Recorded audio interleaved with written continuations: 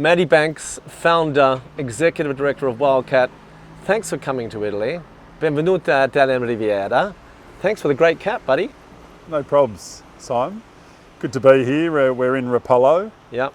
And you're a Rapallese. Sono Rapalese, meaning I'm You're Simon Catt from Rapallo. So you're now a Wildcat Ese. Ese, Wildcat Ese. Wildcat Ese. Taba Taba Ese, baby. Correct. No, I'm looking forward to going up to Taba Taba at some point with you. Be good to have you up there. So you know what, I was reflecting, Matty, like when we met last year in London in my office on Piccadilly, it was November and you were there with Sam and you were riding high. You just raised $100 million with Canaccord at 80 something cents. And the stock is capped at $1 billion. Number one performer in the Australian Stock Exchange last year. How's 2024 been in comparison? Well, obviously external to the company, it's been very different, but internally the excitement is certainly still there.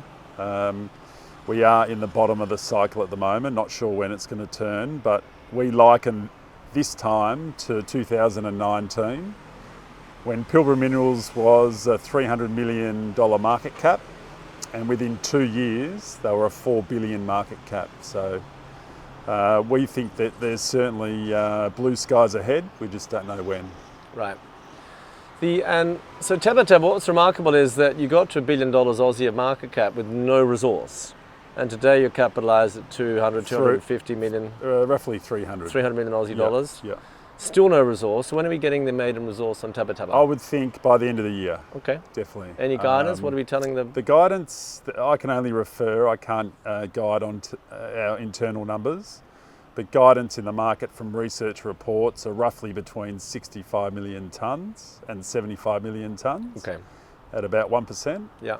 And if we were to announce that would be a 20 plus year mine life, which across the industry is regarded as the first metric you look at for a tier 1 deposit is that 20-year mine life metric. So how big could Taba Taba be? I mean, you mentioned 70 million tonnes is the midpoint of the industry's expectations for the resource. Can it be as big as some of your near neighbours? Pilbara you mentioned, Wodgina Minres is not far away, Andover was just bought by SQM. Well, those three are probably in the top 5 biggest ore bodies globally for hard rock lithium. We actually don't know how much is there. These systems keep repeating, and it took many years to develop, say, Pilgangoora. I think its first announced resource was 6 million tonnes, right. And it's sort of grown over a good decade plus from that point. So yeah, we haven't put out a price, exploration target yet. Yeah, very exciting. But well, I mean, it's kind of the lithium triangle. You can't really get a better part of the world for hard rock lithium than that part of West Australia, right? Yeah, it is. So what we want to do is very unique with our project is it sits on a mining lease.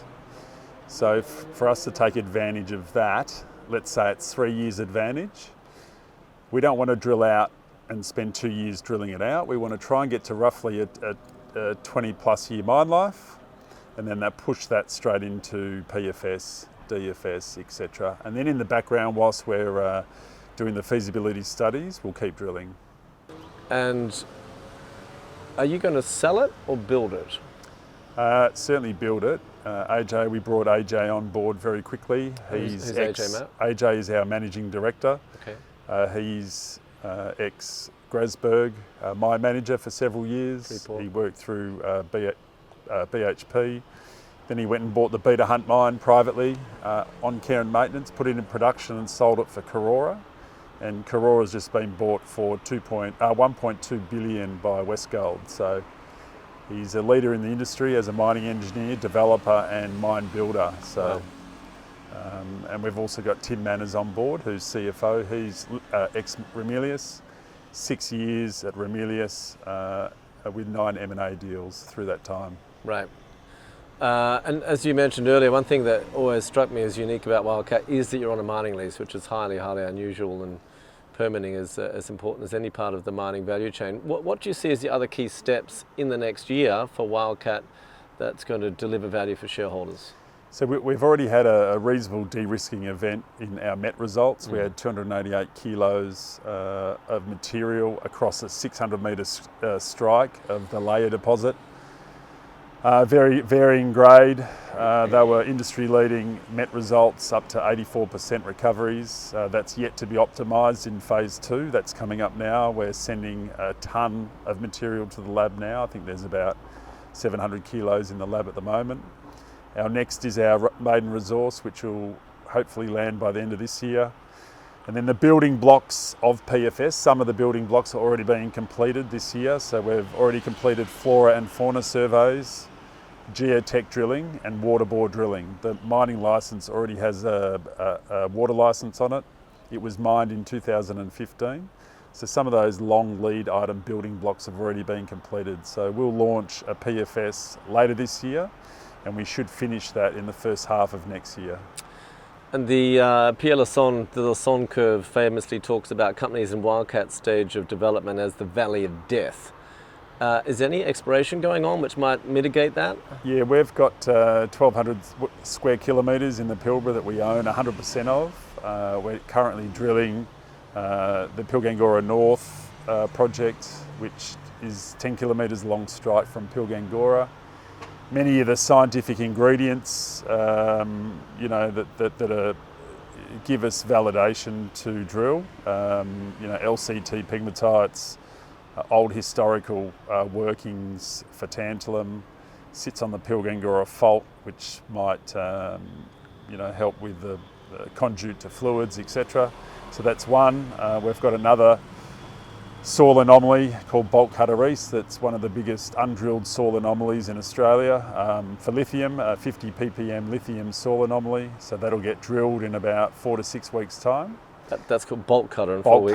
Bolt Cutter East. And then we've got the whole, land package. We've got teams out there at the moment, mapping and rock chipping, etc. So that's 2 or 3 really big targets that could be the entire Tabba Tabba again. Potentially. Yes. Right. But what's driving our value at the moment is the discovery with Tabba Tabba. I don't think the future potential discovery at the other projects is really added into the market cap at the moment. And management big shareholders of Wildcat? Yeah, we all of us and an ex-director holds certainly more than 20%. And then within our network, there's at least another 20% within our close network. So you've got good control. And have you, given that the share price is back 80% or so in the last year, has there been any insider management buying on these recent runs? Yeah, because we're drilling. We had 6 rigs on site at the start of the year. We've dropped that down, and then we're going through feasibility and maiden resource. We can't buy at the moment, but I would think we might be able to buy by the end of the year. Okay. So we'll presumably we wait and see what the exploration results are from Bolt Cutter and Pilgangoora North. Correct. And then after that. Correct. Which could be transformative. Correct. So we've got an industry-leading scientific geological team that have made discoveries before.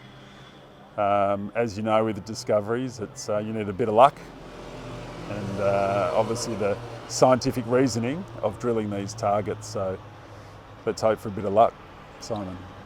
Well, Matt, congratulations on your success. Thank you for coming along to Rapallo. I hope you enjoy it, and I'm looking forward to having a cocktail with you on the water a little bit later. Sounds good, Simon. Thanks for coming.